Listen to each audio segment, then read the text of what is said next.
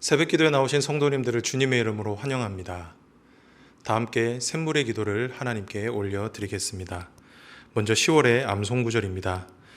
내가 주는 물을 마시는 자는 영원히 목마르지 아니하리니 내가 주는 물은 그 속에서 영생하도록 솟아나는 샘물이 되리라.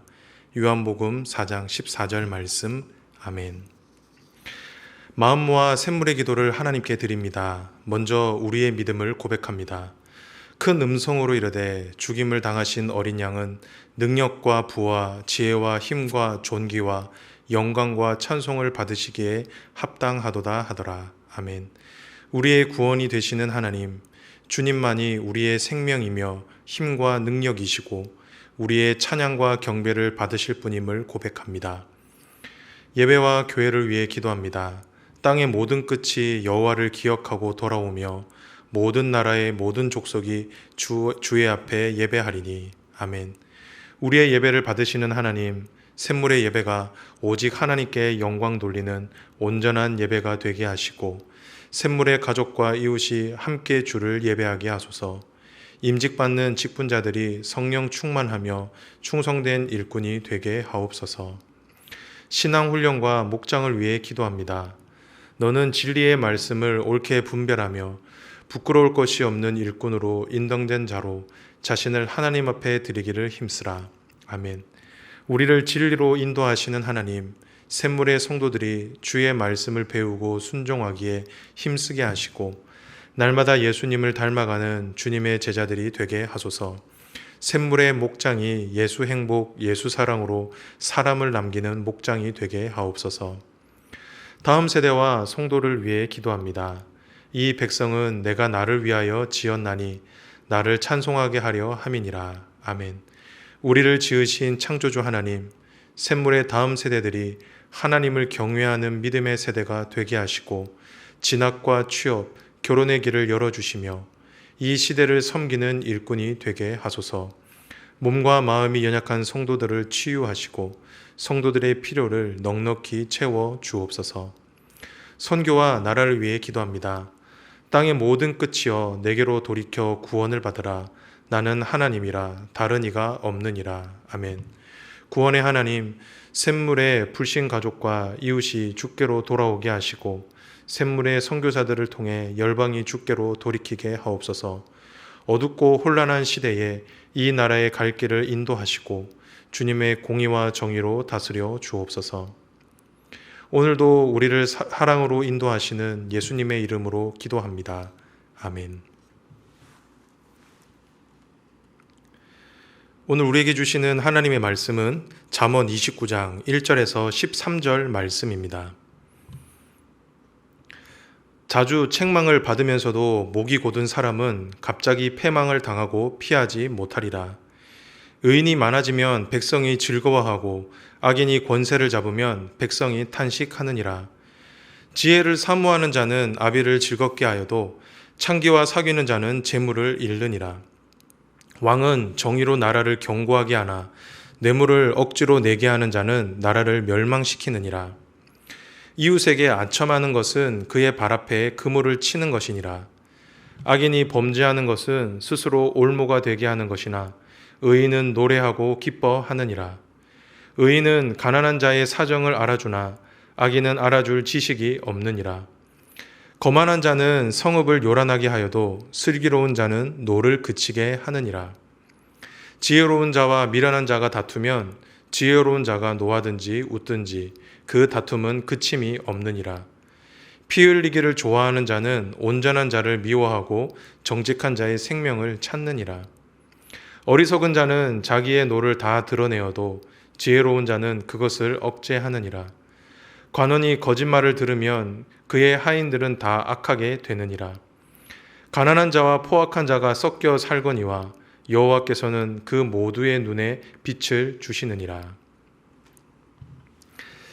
오늘 우리에게 주시는 하나님의 말씀은 이런 마음을 주소서입니다. 우리가 인생을 살아보면서 경험을 하지만 우리의 말과 행동은 결국 우리의 마음에서 비롯된 것임을 알 수가 있습니다. 우리가 어떤 마음을 품고 있느냐에서 우리의 말과 행동이 결정이 된다라는 것이죠.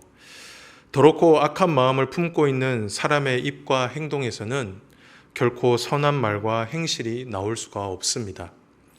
반대로 선한 마음을 품고 있는 사람의 말과 행동에서는 결코 악한 말과 행실이 나올 수 없는 것이죠. 그렇기에 우리의 마음이 그 무엇보다 중요합니다. 그래서 오늘은 우리의 말과 행동보다 우리의 마음을 돌아보았으면 좋겠습니다. 그렇다고 하면 우리가 지혜로운 인생을 살기 위해서는 어떤 마음을 품어야 할까요?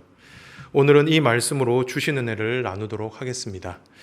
바라기는 오늘 말씀을 통해 지혜로운 마음을 품을 수 있는 저와 여러분이 되시길 주님의 이름으로 축복합니다. 우선 첫째, 저와 여러분이 품어야 할 마음은 무엇일까요? 그것은 바로 열린 마음입니다. 다른 말로는 경청하는 자세, 들을 수 있는 귀라고 말할 수 있을 것 같습니다. 오늘 본문이 이 사실을 우리에게 일러주는데요.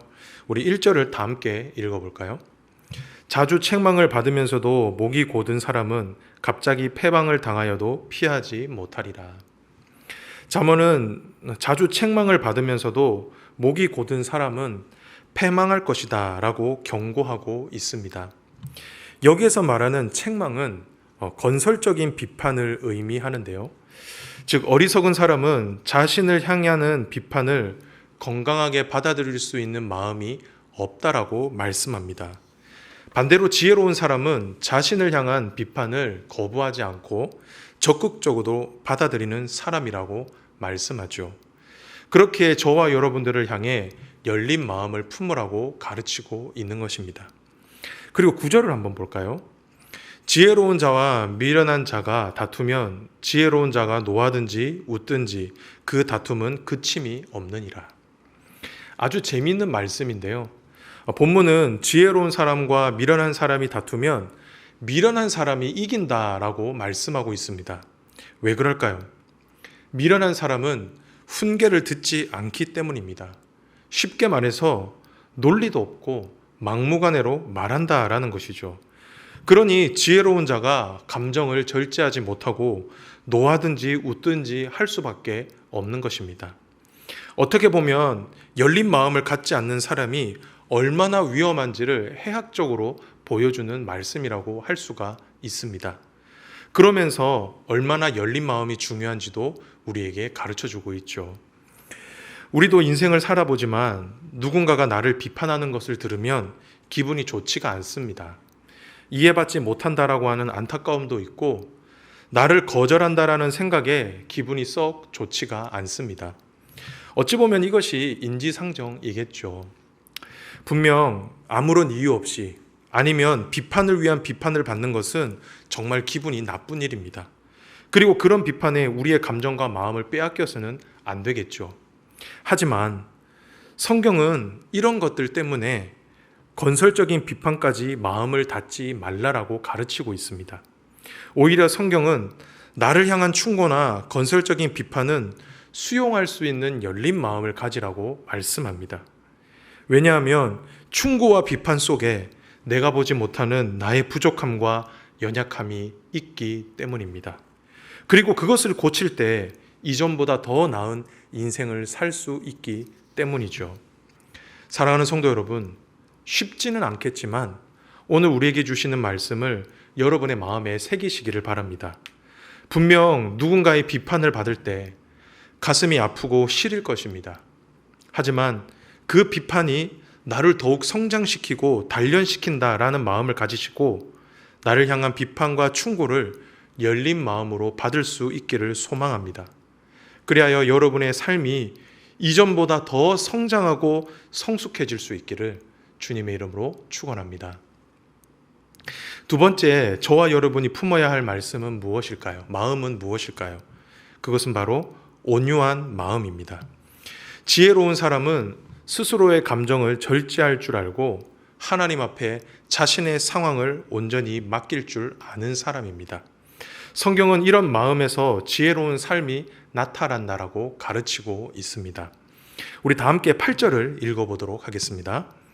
거만한 자는 성읍을 요란하게 하여도 슬기로운 자는 노를 그치게 하느니라. 8절의 교훈을 보면 거만한 것과 슬기로운 것을 비교해서 설명하고 있는데요. 잠언은 거만한 자는 성읍을 요란하게 만든다라고 말씀하고 있습니다. 즉 어리석은 사람은 어려운 상황 속에서 자신의 감정을 절제하지 못하고 공동체를 혼란스럽게 만든다라는 것입니다. 반면에 슬기로운 사람은 어떻습니까? 노를 그치게 한다라고 말씀합니다. 이 말은 어려운 상황 속에서도 냉정함을 잃지 않고 자신을 절제할 줄 안다라는 것이죠. 그래서 공동체를 안정시킬 수 있는 사람이 지혜로운 사람이다라고 말씀하고 있는 것입니다. 그리고 11절을 한번 볼까요? 어리석은 자는 자기의 노를 다 드러내어도 지혜로운 자는 그것을 억제하느니라. 11절에서는 보다 선명하게 어리석은 자와 지혜로운 자를 대조해서 보여주고 있습니다. 어리석은 자는 자기의 노를 다 드러낸다라고 말씀합니다. 자신의 감정을 절제하지 못한다라는 것이죠. 하지만 지혜로운 사람은 어떻습니까? 그것을 억제한다라고 말씀합니다. 자신의 감정을 다스릴 줄 안다라는 것이죠. 이처럼 우리는 잠언 말씀을 통해 우리가 품어야 할 지혜가 무엇인지를 알 수가 있습니다. 그것은 바로 온유한 마음입니다. 자신에게 주어진 환경에 휘둘리지 않고 자신의 감정을 절제할 줄 아는 것, 이것이 바로 지혜로운 삶을 사는 비결이라는 것이죠. 그렇다고 하면 저와 여러분은 어떻게 감정을 절제하고 온유한 마음을 품을 수가 있을까요? 그것은 바로 내가 처한 현실과 상황을 하나님께 맡기는 것입니다. 내가 할 수 없는 것을 내가 하려고 애쓰는 것이 아니라 하나님께 온전히 맡겨드리는 것이죠. 그렇게 될 때 우리는 감정에 휘둘리기보다는 온유한 마음을 품을 수가 있게 되는 것입니다. 성경을 보면 이런 온유함을 가지고 있었던 한 사람이 나오는데요. 그 사람이 누구입니까? 바로 모세입니다. 민수기 12장 3절을 보면 하나님은 모세를 가리켜 이 사람 모세는 온유함이 지면의 모든 사람보다 더하더라라고 말씀하셨습니다. 왜 하나님은 모세를 가리켜 온유한 사람이다라고 말씀하셨을까요? 모세는 사람들의 비난 앞에서도 흔들리지 않았기 때문입니다. 오히려 모세는 자신의 감정을 절제할 줄 알았습니다. 그리고 자신이 처한 상황을 하나님께 온전히 맡겨드리고 그 뜻에 순종할 줄 알았죠. 그렇기에 하나님께서는 모세를 온유한 자라고, 온유한 사람이라고 칭찬하셨던 것입니다. 사랑하는 성도 여러분, 바라기는 저와 여러분에게 이런 온유한 마음이 있기를 소망합니다. 그리고 그 온유한 마음을 품을 수 있기를 소망합니다. 그리하여 여러분이 있는 그곳에 다툼과 분열이 아닌 회복과 평화가 온전히 임하기를 주님의 이름으로 축복합니다. 마지막인데요. 저와 여러분이 품어야 할 마음은 무엇일까요? 그것은 바로 정직한 마음입니다. 다른 말로는 진실한 마음이다라고 할 수 있을 것 같습니다. 바라기는 저와 여러분 모두 정직한 마음을 품을 수 있기를 주님의 이름으로 축복합니다. 오늘 본문 4절과 5절을 함께 읽어보도록 하겠습니다. 왕은 정의로 나라를 경고하게 하나 뇌물을 억지로 내게 하는 자는 나라를 멸망시키느니라. 이웃에게 아첨하는 것은 그의 발 앞에 그물을 치는 것이니라. 먼저 4절을 보면 왕은 정의로 나라를 경고하게 할 수 있다라고 말씀하고 있습니다. 이 말을 뒤집어 보면 왕이 정의롭지 못하면 나라가 견고히 설 수 없다라는 것이죠. 잠언은 이것에 대한 신뢰로 뇌물을 언급하고 있는데요. 뇌물은 자신의 유익을 위해 정당하지 못하게 건네는 돈과 물건을 의미합니다. 이렇게 정직하지 못한 방법을 사용할 때 성경은 어떻게 된다라고 말씀하고 있습니까? 나라가 멸망한다라고 말씀하고 있습니다. 서로에 대한 신뢰가 깨어지기 때문에 그럴 수밖에 없는 것이죠. 그리고 5절을 보면 아첨에 대해서 말씀하고 있습니다. 아첨은 본래 의미로 말을 부드럽게 한다라는 뜻입니다. 즉 달콤한 말로 상대방의 기분을 좋게 한다라는 것이죠. 그런데 성경은 아첨하는 자를 어떻게 말씀하고 있습니까? 상대방의 발 앞에 그물을 치는 것이다 라고 말씀하고 있습니다. 무슨 말입니까? 사람의 눈을 가려서 결국 넘어지게 만든다라는 것이죠. 즉 과장된 말이나 거짓된 말이 얼마나 위험한 것인지를 말씀하고 있는 것입니다. 그리고 12절을 한번 볼까요? 관원이 거짓말을 들으면 그의 하인들은 다 악하게 되느니라. 이렇게 들으면 조금 이해가 안 되는데요. 새번역 성경을 보면 이해가 조금 더 쉽습니다. 새번역 성경은 통치자가 거짓말에 귀를 기울이면 그 신하들이 모두 악해진다라고 말씀합니다. 무슨 말인지 눈에 확 들어오시죠.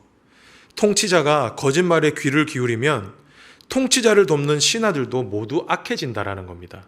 왜냐하면 통치자의 말과 행동은 신하들에게 그대로 반영되기 때문입니다. 통치자가 거짓말에 귀를 기울이면 그 신하들 모두가 악한 말, 거짓말을 할 수밖에 없다라는 것이죠. 그렇기에 거짓말이 무섭다, 위험하다라고 말씀하고 있는 것입니다. 사랑하는 성도 여러분, 우리가 경험적으로 알지만 거짓말에는 아주 강력한 힘을 가지고 있습니다. 거짓말은 진실하지 못하기 때문에 결국에는 다 드러날 수밖에 없습니다.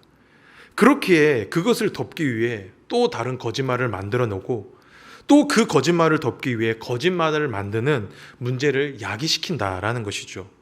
그런데 결국에 그 거짓말이 드러나면 어떻게 됩니까? 모든 신뢰가 다 깨져버립니다. 그렇게 되면 이제는 더 이상 서로를 신뢰하지 못하는 관계로 되어버리는 것이죠. 그러면 그 관계와 공동체는 깨질 수밖에 없는 것입니다. 이처럼 거짓말은 모든 것을 다 파괴해버립니다. 하지만 반대로 정직하면 어떻게 될까요? 작은 말이나 작은 행동에도 거짓이나 아첨하는 것이 없으면 그 말과 행동은 엄청난 힘을 가지게 될 것입니다. 진실한 말과 행동이 서로에 대한 신뢰를 갖게 만들고 그렇게 되었을 때 건강하고 성숙한 관계, 공동체가 만들어질 수 있다라는 것입니다. 그렇게 저와 여러분은 다른 그 무엇보다 진실한 마음을 품어야 합니다. 우리 안에 정직한 마음이 있어야 한다라는 것이죠. 그렇게 할 때 그 정직한 마음과 진실한 마음에서 우리의 말과 행동이 정직하게 나타날 수 있게 될 것입니다. 간절히 바라기는 저와 여러분 모두 정직한 마음을 품을 수 있기를 주님의 이름으로 축복합니다.